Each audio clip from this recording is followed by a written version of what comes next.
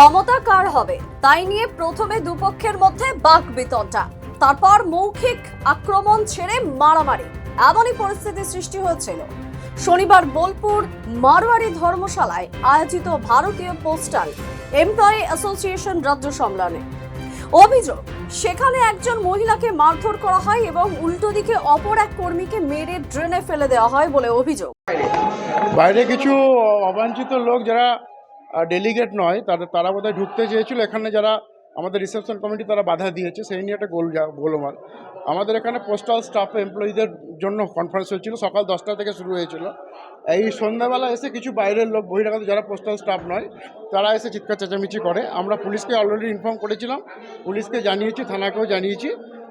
আমাদের কর্তৃপক্ষ বলেছেন, আমাদের কনফারেন্স শেষ হয়ে গেছে, আমাদের কর্তৃপক্ষ বলেছেন ছেড়ে দিতে, আমরা তাড়াতাড়ি ডিজলভ করে দিয়ে আমরা ছেড়ে দিই। আমি ডিভিশনাল সেক্রেটারি কলকাতা পিএইচডি। আমার গায়ে রীতিমতন ধাক্কা মেরে আমাকে বের করে দিল। ইভেন ডিভিশনাল সেক্রেটারি আছে ইস্ট কলকাতা, তাকেও সেম ভাবে অ্যাসল্ট করেছে। ঠিক আছে, হ্যাঁ, বাউন্সার রেখেছে যারা, মানে এখানে যিনি কনফারেন্সটাকে অর্গানাইজ করেছে তিনি আমাদের সার্কেল সেক্রেটারি। আর্মস আছে ভেতরে, আর্মস আছে, হকি স্টিক রেখেছে ভেতরে, সব মারছে। দেখেন এখানে মেরেছে।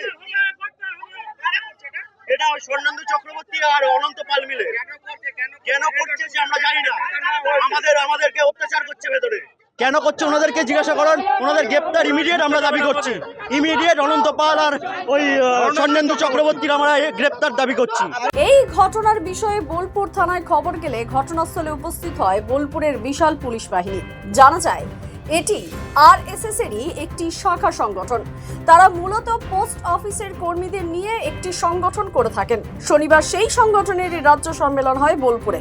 সেখানেই সৃষ্টি হয় একটি ভয়ঙ্কর পরিস্থিতির। ক্ষমতা দখলের লড়াইয়ে দুটি দল একে অপরের সঙ্গে হাতাহাতি পর্যন্ত শুরু করে। দ্য সহজ পাঠ, সহজ কথা, সঠিক তথ্য।